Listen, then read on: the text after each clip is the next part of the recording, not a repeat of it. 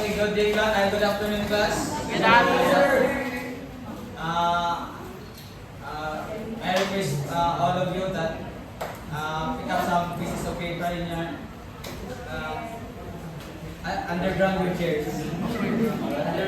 So, tayo din na malangan, no? So, ako, your student teacher, Eduardo Pigos. So, before we proceed to our topic, I have here a motivational activity. So, called Match the Farming System. So, class, we will start our lesson with a short activity called Match Farming System. I will show you two columns and screen. Column A is the types of farming system, and column B describes them. So each group, and I will divide you into 4 groups. Or yapon ko nga grupo or kana lang. Sige, go. So, i-match ninyo ang column A sa column B. Kung asa ang niyang 4 groups. Kato? Dali ang group 1, 2, 3, 4. Nagkamay lang ang group 1, sir. Sige.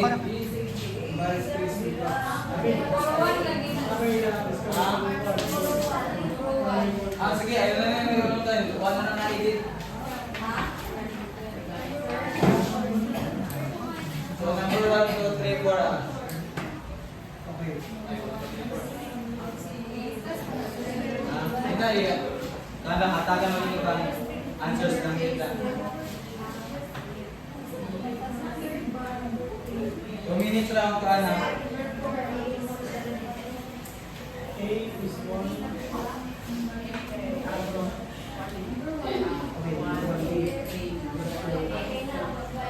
Number 3 is C.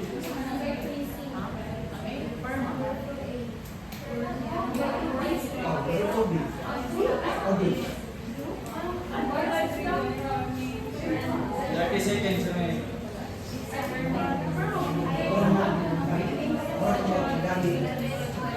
Letter C. B. Pirma B. C. Agro E. 10 seconds.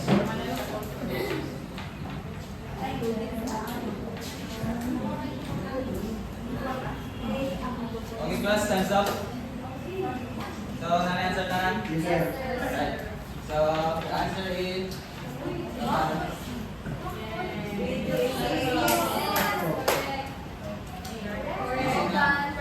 So, anong inyong answer? Mara inyong answer sa kan? Yes, sir. Alright, so pares-pares sa mga answer. So, kung pwede ka sa ang topic this afternoon is recently sa nakoy pamata na sa inyong katsa. So, sa akong activity is what similarities do you notice among those farming system? Kani nga mga farming system.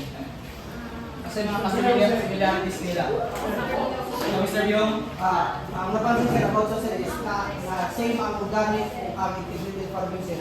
Kay ang organic pwede ito ang sa in terms sa integrated dato ng manok na pwede mo fertilizer ang manure bali pwede sa fertilizer pwede ito i-apply kay fish organic wala ay taog same thank you, Mr. Yung. So, second question is how this system help protect the environment? Mr. Pagara. So those systems help protect the environment due to its sustainable farming systems. Just like organic farming or forestry, diba? Kabalo na ka kung saan sa mga uses na farming method. Ano kayo na sila kabang sa farmers or farming practices? Alright, thank you, Mr. Pagara. So, alright, let us connect our idea to our lesson this afternoon. So, our title is Types of Sustainable Farming System. Since klase mo tayo na sa sustainable farming system, so klase ang sustainable farming system. So, before that, this is the objective. Please read in chorus. Nevertheless, the learners will be able to differentiate the various types of sustainable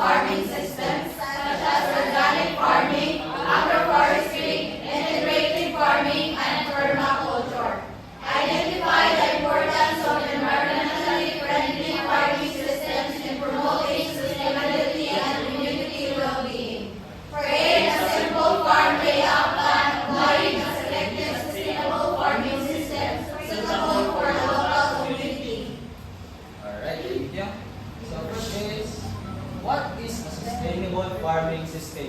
Since nga nagklase topic ng tagay na of sustainable farming system, so Miss Rona, what is a sustainable farming system? Sustainable farming system, sir, is kanang paggamit sa mga manures, iba rin mo siya i-integrate sa kanang farming, which is ang manure sa animal is ginagamit for crops. And then, lagi ang Alright, thank you, Miss Rona, for your idea. So, sustainable. What is a sustainable farming system? It's an agricultural approach that prioritizes environmental health, economic viability, and social equity, ensuring that farming practices meet current needs without compromising future generations' ability to meet theirs. So, sustainable farming system is a farming system na farming system na karon na tong pwede pa magamit para sa napay maabtan ang future generation mo. Gamit ang mga farming system para ang future generation is what is para napa sila nga maabtan ni kaning nga gulay, kaning mga pagkaon, then mag-produce pa sila nga. Then kita sa types of sustainable farming system. First is organic farming. Organic farming, please us. Organic farming is a sustainable farming system that avoids the use of synthetic fertilizers, pesticides, genetically modified organisms, or GMOs, and chemical inputs. It relies on natural materials such as compost, manure, crop rotation, and biological pest control to create soil fertility and control pests. Alright, so organic farming system is walay ginagamit nga synthetic, pagkakalain, chemical, then so what is the main goal of organic farming, Miss Abreu? What is the main goal of organic farming? The main goal of organic farming is supposedly we were going to use the natural fertilizer so that the crops will be used to, or the farmers will use it over organic farming in order to have natural fertility sa soil and of course ma-replenish ang mga nutrients. Right, thank you. Thank you, Miss Abreu. The second is agroforestry. So agroforestry, reading chorus please. Agroforestry is a sustainable farming system that integrates trees and shrubs, new crops, and more livestock in a safe area to improve biodiversity, soil conservation, and farm productivity. So agroforestry is dili lang somewhat is a course sa visa program. It is a sustainable farming system na ginagamit po nato karon. So as you can see sa picture, ano ang example niya. So sa is kani siya is more siya tawag na siya sa alley cropping. Nasa pineapple, then tawag na siya og rubber tree. Then diri ako sa picture po this sa mga klase ng tawag integrated of livestock. So the question is, why are trees important in agroforestry? Mr. Region? Why are trees is important in agroforestry? Para ma-sustain hindi lang kita makasustain kundi ang mga habitat mga Thank you, very good, Mr. Langbot. So now let's define integrated farming. So integrated farming, please read in chorus everyone. Integrated farming is a system that combines different agricultural enterprises such as crops, livestock, poultry, fish, or other farm components in one area, where the waste of one component becomes the input of another. Alright, so integrated farming, sa matutag ni Mr. Byong na paaan lagi nga mag-integrate ng hayop sa kanyang mga pananaw. And for what? So, how does integrated farming reduce waste? Ms. Amaro? How does integrated farming reduce waste? So, ang integrated farming is order sa waste, especially sa hayop, no? So, ang waste sa hayop is really sa gamitin sa crops para Alright, thank you. That is Amaro. Then the last one is permaculture. So permaculture, please read it for us. Permaculture is a sustainable farming system that designs agricultural practices based on natural ecosystems. It focuses on creating self-sustaining and environmentally friendly systems that work in harmony with nature. Alright, so permaculture is somewhat na mura ka garden, hindi na front yard gardening, backyard gardening, somewhat na to na gina-utilize na to ang atong area para ang atong area is kanang alright, beautiful and sustainable. Since sustainable mo siya, makakasanin mo ang mga kaugalingon ng fresh air, fresh ng gulay, fresh fruits, kung sa pagdatang klase-klase, makasingod ka o fresh air yun. So, what makes permaculture different from other system? Sa may kalahian, sa may kalahian sa permaculture sa lain na system. Is there?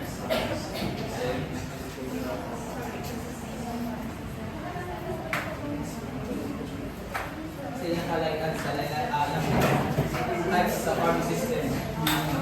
Based on my understanding, sir, ang permaculture is concept na, like for example, planting mo sa kanya, there is a purpose why we choose permaculture. Kaya lahat, parang hindi mo na gamit i-utilize ang space na nakakaw, then also sa research studies. Alright, thank you, Miss Julia. So, ang kalayan yun sa is ang permaculture is matukaling ni Miss Julia na mura ka siya beautification sa imong panimalay. Landscaping, yes, thank you. Then, kasi sustainable siya, same dia kung sa layan. Ang kuha lang niya is na-acidize beautification. So, kaning, sa ato mga kuan, sa katong types ng mga farming system, sa galing gina-focus sa katong mga farming system. First is organic farming, kasi gina-focus. Organic, sir. Manure. Para di basta compost. Alright, compost. Soil preservation. In agroforestry, sa yung main focus sa agroforestry. Shade sa landscape, sa windbreaks. Ito ma'am. Balancing. So, sa integrated farming, kung sa main focus, Crops.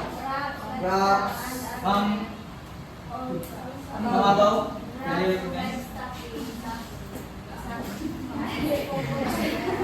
What ma'am? Alright, combination of farm and enterprises. Thank you. So, permaculture, Mrs. Okay, Miss Patalunan. Education. Alright, so since paano naman natin kung sa mga main focus sa katong mga types of sustainable farming system. Now class, can someone differentiate organic farming from integrated farming? Miss Montaner? Can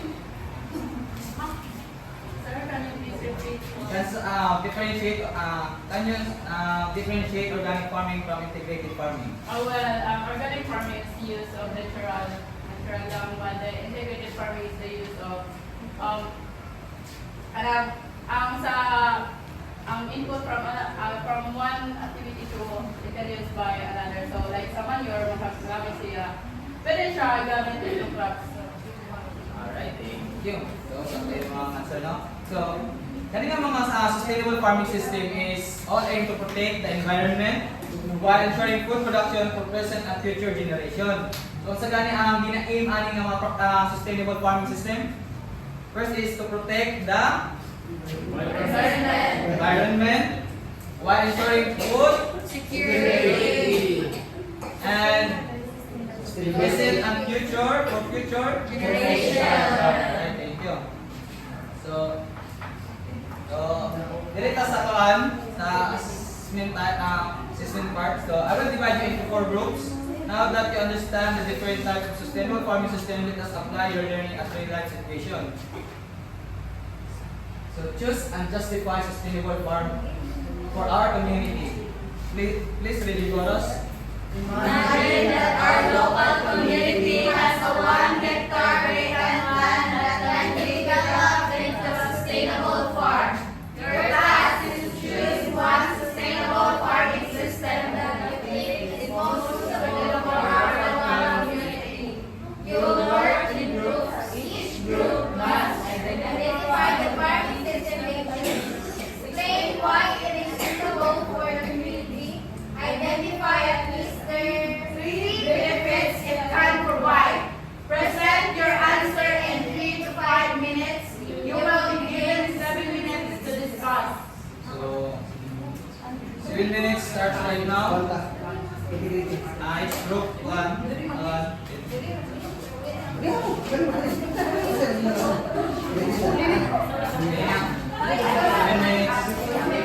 hectare.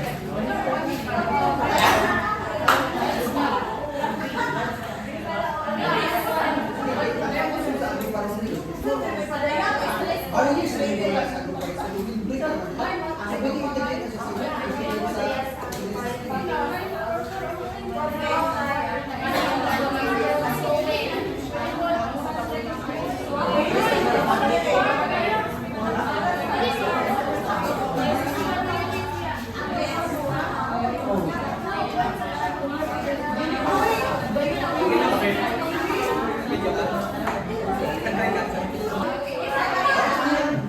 So okay na naman? Mga answers.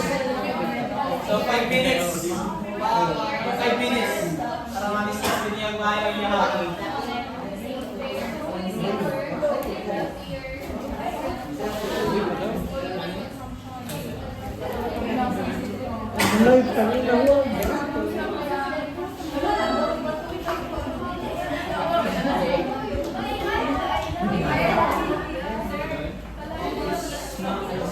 Kaya lang po sir.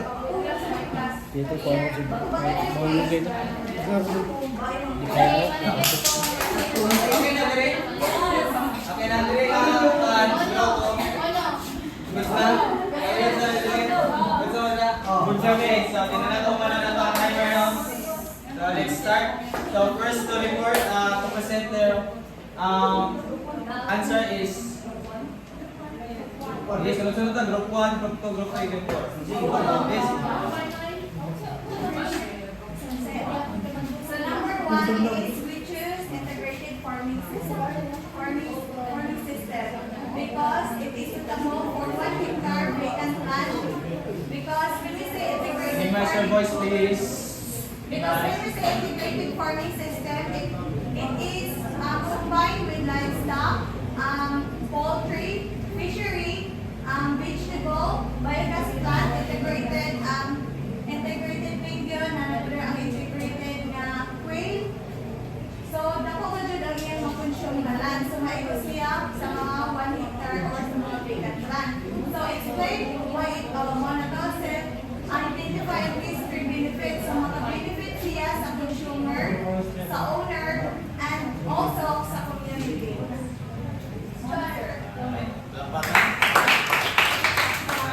So, group 2. Sa ako sir, binibigyan ko may duha ko mga sir. Integrated. So, integrated farming system and agroforestry system. Why? Is ang purpose ng agroforestry is a windbreaks for in terms of airborne yung mga sakit-sakit and kung tanong kung may prutas, makabenefit na po sa livestock and protection for the sa population na diaming na area from government sir, integrated and agroforestry. That is all sir. So, group 3. So, sa ako sir, ang choose this way IFS or the integrated farming system because ang sa 1 hectare, dapat naman siya. So, makabutan na dito whether the livestock, crops, poultry, and whatsoever dito. Pwede pa rin ito makabutan ng fish pond. Well, sa integrated farming system is pwede man siya sa like ang imuhang crops, pwede man siya sa imuhang mga animals. Then ang sa manure sa imuhang animals, pwede siya sa imuhang crops. So, it is cycle lang. Tapos, manong suitable siya for the community. And it's suitable for the community because ang farmer dili lang siya sa isa ka income magkuha kundi sa daghang iyang makuhaan. Then pwede sad ka magkuha ng mga labor. So makatabang siya sa community. Then ang free benefits niya is like sa giingon ni Ma'am Celestana, sa owner, sa community, and sa environment. So, the last group, please.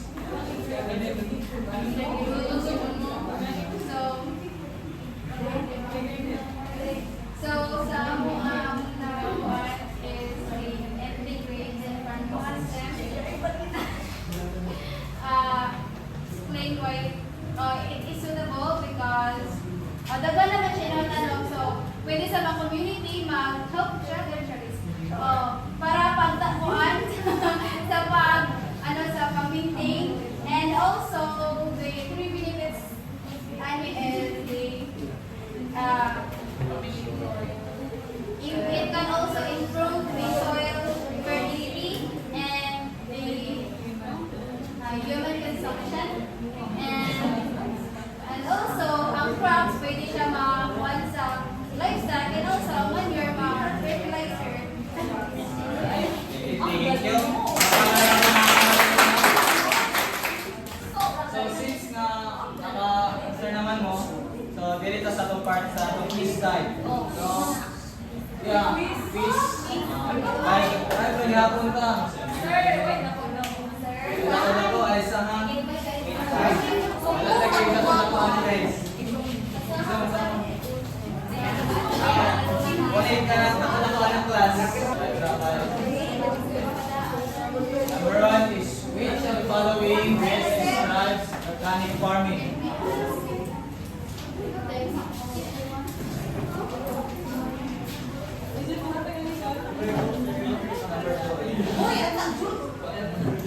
And raises goods under the trees.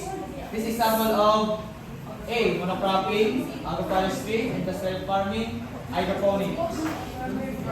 Farming plants coconut trees together with vegetable and raises goods under the trees.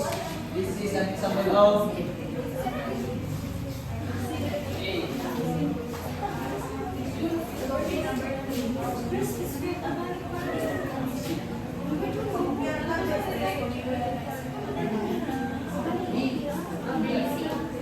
Permaculture. A. Designing farm that imitates natural ecosystem, relying heavily on imported chemical inputs. Clearing forests for large-scale monocropping, using only machine for farm production. Number 5 is a farming system that promotes biodiversity, soil conservation, and long-term productivity with combining trees, crops, soil.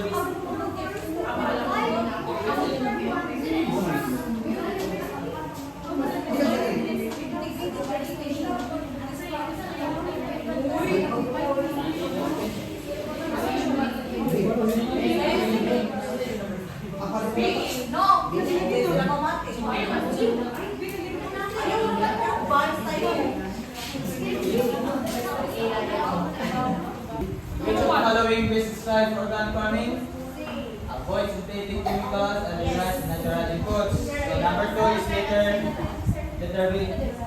Okay, answer na tayo. So number 2, B, 3B, 4A, 5B.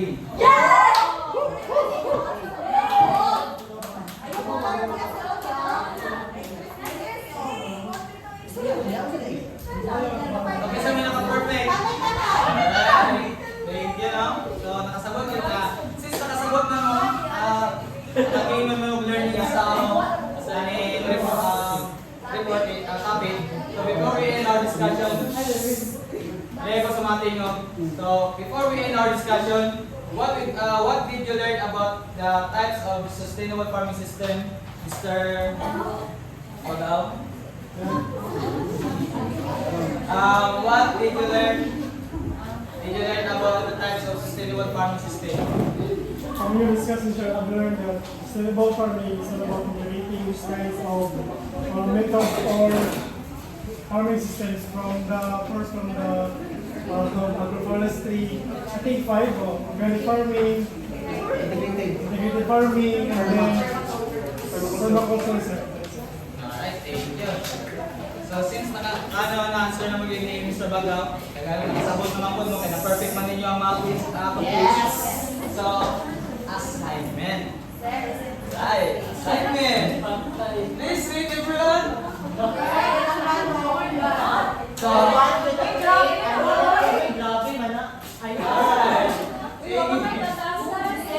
but before that is awit group kani 4 group dia ko ni siya. So same na mga group. Okay. Same group yang ko ni. So for your assignment, I want you to create a miniature sustainable farming system model. In the same group, each group will choose one type of sustainable farming system. Organic, agroforestry, integrated farming, or permaculture. Your group will decide to construct a miniature farm model using recyclable and indigenous materials. Carton, trays, sticks, paper, plastic bottles, or etc. In your miniature model, you must clearly show the components of your chosen farming system. Explain why you chose this farming system. Describe how it helps to protect the soil and environment. Discuss the possible challenges you may face when applying the system. Your resources, weather condition, management issues. Explain how the sustainable farming system can be ensured, ensure food security and support farming for future generations. Each group will present their miniature model in front of the class for 5 to 7 minutes. As I mentioned detail, the miniature farm must be placed on a cartolina or illustration board base. The group explanation must be written as a short 1 to 2 page bond paper, paper size, attached to the model. All members must participate during the presentation. So, okay. So, gusto ang activity guys, This activity will help you apply what you have learned about sustainable farming system in creating a practical way. Practical. So any question and clarifications? We're all going home. Right? So this is the rubric for the teacher. Yes, ma'am. Deadline basta next week. Next week. Wala na lang. Ulit Friday na mag-submit. So before we end our class, let's have a short take assignment. Alright. That's all everything.